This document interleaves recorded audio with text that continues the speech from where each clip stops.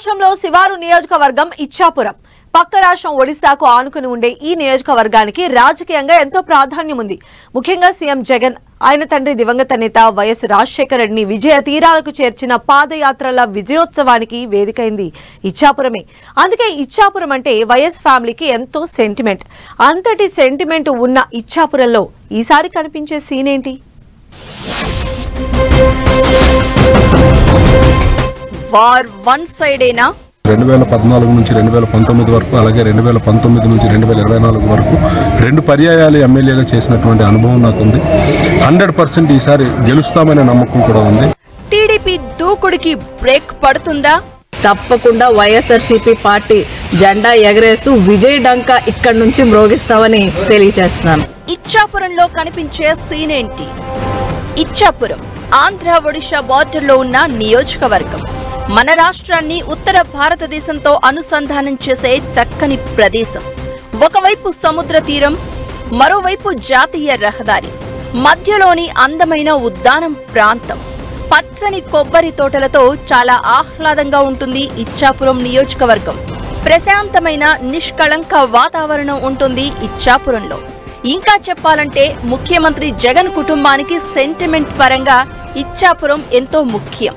మాజీ ముఖ్యమంత్రి వైఎస్ రాజశేఖర రెడ్డి, ప్రస్తుత సీఎం జగన్ చేసిన పాదయాత్రలు, వీరిద్దరికీ మధ్యలో వైసీపీ విజయానికి వైఎస్ షర్మిల చేసిన పాదయాత్ర విజయోత్సవ వేడుకలు ఇచ్చాపురంలోనే నిర్వహించారు. ఇచ్చాపురంలో పాదయాత్ర ముగించిన తర్వాత జరిగిన ఎన్నికల్లో ఘన విజయం సాధించి ముఖ్యమంత్రులుగా బాధ్యతలు స్వీకరించారు వైఎస్ రాజశేఖర రెడ్డి, నేటి సీఎం జగన్. ఆ కుటుంబానికి అంతటి ప్రాధాన్యం ఉన్న ఇచ్చాపురంలో ఒక్కసారి కూడా వైసీపీ గెలవలేదు. అంతేకాదు, గత 4 దశాబ్దాల్లో 9 సార్లు ఎన్నికలు జరిగితే ఒక్కసారి మాత్రమే టీడీపీ ఓడిపోయింది. అది 2004లో వైఎస్ పాదయాత్ర ఎఫెక్ట్ బాగా పనిచేయడంతో కాంగ్రెస్ విజయం సాధించింది. 1983 నుంచి ఇప్పటి వరకు ఒక్కసారి తప్ప మిగిలిన 8 సార్లు టీడీపీ అభ్యర్థులే ఇచ్చాపురంలో గెలుస్తూ వస్తున్నారంటే ఈ నియోజకవర్గంలో ఆ పార్టీకి ఎంత పట్టుందో చెప్పొచ్చు. ప్రజలు విసిగి వేసారిపోయి ఉన్నారు.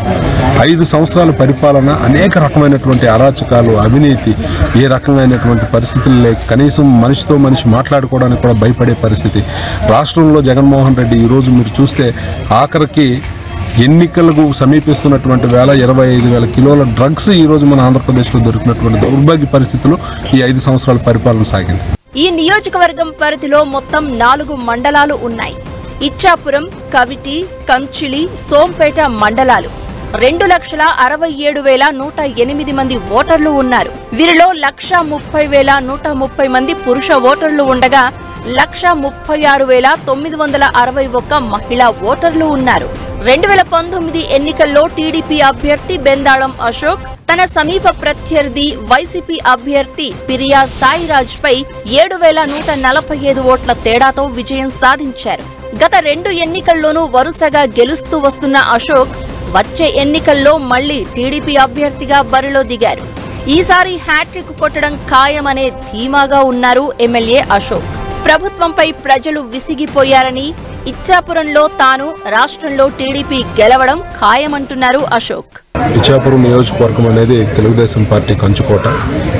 ఇటువంటి నియోజకవర్గంలో తెలుగుదేశం పార్టీకి రిప్రజెంట్ చేయటం అనేది ఒక పూర్వజన్మ సుకృతంగా భావిస్తున్నాను. ఈరోజు 3వసారి జగన్మోహన్ రెడ్డి అరాచకాలని నిలదీస్తూ 5 సంవత్సరాలు సాగినటువంటి ఈ పోరాటం మరి 2024కి అంతం కాబోతుందని తెలియజేయడానికి చాలా ఆనందపడుతున్నాను. ఇచ్చాపురం నియోజకవర్గంలో 6 సామాజిక వర్గాల ప్రభావం ఎక్కువ. జనాభా పరంగా రెడ్డిక, యాదవ, మత్స్యకార సామాజిక వర్గాలు తొలి 3 స్థానాల్లో ఉండగా కళింగ, బెంతువరియలు, శ్రీసేన సామాజిక వర్గాల ఓట్లు ఎన్నికల్లో ప్రభావం చూపుతాయి. అయితే ఏ ఒక్క కులానికి పూర్తి స్థాయిలో మెజారిటీ లేకపోవడం, అన్ని కులాలు బీసీ వర్గానికే చెందడంతో తొలి నుంచి టీడీపీ హవా చూపుతోంది. టీడీపీ ఆధిపత్యానికి చెక్ చెప్పేందుకు అప్పట్లో కాంగ్రెస్, ఇప్పుడు వైసీపీ యాదవ, కళింగ సామాజిక వర్గాలకు అవకాశం ఇచ్చినా మిగతా కులాల మద్దతుతో కంచుకోటను కాపాడుకుంటూ వస్తోంది టీడీపీ. అయితే ఈసారి ఎలాగైనా టీడీపీ కోటను బద్దలు కొట్టాలనే ఉద్దేశంతో తొలిసారిగా మహిళను బరిలోకి దింపింది అధికార పార్టీ. గత ఎన్నికల్లో ఓడిన మాజీ ఎమ్మెల్యే పిరియా సాయిరాజ్ కు బదులుగా ఈసారి ఆయన సతీమణి విజయకు అవకాశం ఇచ్చింది. పార్టీ తనపై పెట్టిన నమ్మకాన్ని నిలబెడతాను అని, ఇచ్చాపురం నియోజకవర్గాన్ని సీఎం జగన్ కు గిఫ్ట్ గా ఇస్తాను అని చెప్తున్నారు వైసీపీ అభ్యర్థిని పిరియా విజయ. ప్రజల్లో అయితే మంచి స్పందన అయితే ఉంది. ఎందుకంటే మేము చేసినవి చెప్తున్నాము, మేము ఇచ్చినవే మేము మాట్లాడుతున్నాము. ఇప్పుడు ఎవరైతే హ్యాట్రిక్ కొడతామని అంటున్నారో వాళ్ళు ఎప్పుడూ కూడా మేము ఇస్తామనే చెప్తున్నారు తప్ప వాళ్ళు ఏమి ఇచ్చారో చెప్పలేని పరిస్థితి. ఇచ్చాపురం చరిత్రలో అసెంబ్లీకి పోటీ చేస్తున్న రెండో మహిళా అభ్యర్థి పిరియా విజయ. 2004లో టీడీపీ తరపున దక్కత ఏకాంబరి పోటీ చేయగా కాంగ్రెస్ అభ్యర్థి నరేష్ కుమార్ అగర్వాల్ చేతిలో పరాజయం పాలయ్యారు. అయితే ఈ ఎన్నికల్లో గెలిచి ఇచ్చాపురం తొలి మహిళా ఎమ్మెల్యేగా రికార్డు సృష్టిస్తానంటున్నారు పిరియా విజయ. ప్రస్తుతం శ్రీకాకుళం జిల్లా పరిషత్ చైర్పర్సన్ గా ఉన్న పిరియా విజయ నియోజకవర్గంలో విస్తృత ప్రచారం చేస్తున్నారు. 2009లో విజయ భర్త సాయిరాజ్ ఎమ్మెల్యేగా ఎన్నికయ్యారు. ఆ తర్వాత వైసీపీలో చేరిన పిరియా కుటుంబానికి వైసీపీలో ఎంతో ప్రాధాన్యమిచ్చారు. ఎలాగైనా ఇచ్చాపురంలో వైసీపీ జెండా ఎగరేయాలనే లక్ష్యంతో నియోజకవర్గంలోని ఇతర నేతలకు పదవులు కట్టబెట్టింది పార్టీ. దీంతో ఈసారి ఎలాగైనా గెలుస్తామనే నమ్మకం ప్రదర్శిస్తున్నారు పిరియా విజయ. ప్రజలందరూ కూడా గమనిస్తున్నారు, అందరూ కూడా బేజారీ వేసుకుంటున్నారు. ఎందుకంటే జగన్మోహన్ రెడ్డి గారి ప్రభుత్వం అన్నది మాటలు చెప్పే ప్రభుత్వం కాదు, చేసి చూపించిన ప్రభుత్వం అని ప్రజలందరూ కూడా మాకు బ్రహ్మరథం పడుతున్నారు. మొత్తానికి రెండు పార్టీలు హోరాహోరీగా తలపడుతున్నాయి. కంచుకోటను కాపాడుకోవాలని టీడీపీ, ఈసారి టీడీపీ రికార్డును బ్రేక్ చేయాలని వైసీపీ ప్రతి వ్యూహాలు పన్నుతున్నాయి. అధికార పార్టీలో కొంతవరకు గ్రూపు తగాదాలు తలనొప్పిగా మారాయనే ప్రచారం ఉంది. ముఖ్యంగా మాజీ ఎమ్మెల్యే పిరియా సాయిరాజ్ ఏకపక్ష విధానాలపై క్యాడర్ తీవ్ర అసంతృప్తి వ్యక్తం చేస్తోంది. పార్టీ కోసం 10 ఏళ్లుగా పనిచేస్తున్న వారు సైతం ఒక్కొక్కరుగా సైలెంట్ అయిపోతున్నారు.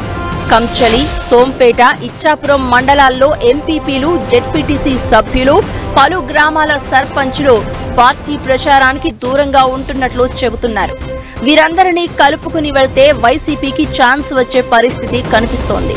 ఇదే సమయంలో టీడీపీ సంఘటితంగా పోరాడుతోంది. సిట్టింగ్ ఎమ్మెల్యే అశోక్ హ్యాట్రిక్ ఖాయమంటోంది. ఈ పరిస్థితుల్లో మహిళా అభ్యర్థిగా తొలిసారి అసెంబ్లీ బరిలో నిలిచిన పిరియా విజయ ఎలాంటి వ్యూహాలు అనుసరిస్తారు అనేది ఆసక్తికరంగా మారింది. మొత్తానికి ఏదేమైనా సరే ప్రభుత్వ పథకాలు, గత 5 ఏళ్లుగా చేసిన అభివృద్ధిపైనే వైసీపీ ఆశలు పెట్టుకుంది. ఈసారి టీడీపీ కోటను బద్దలు కొడతానంటోంది. నిజంగా వైసీపీ ఆశలు నెరవేరుతాయా, టీడీపీకే జనం జై కొడతారా అన్నది చూడాల్సి ఉంది.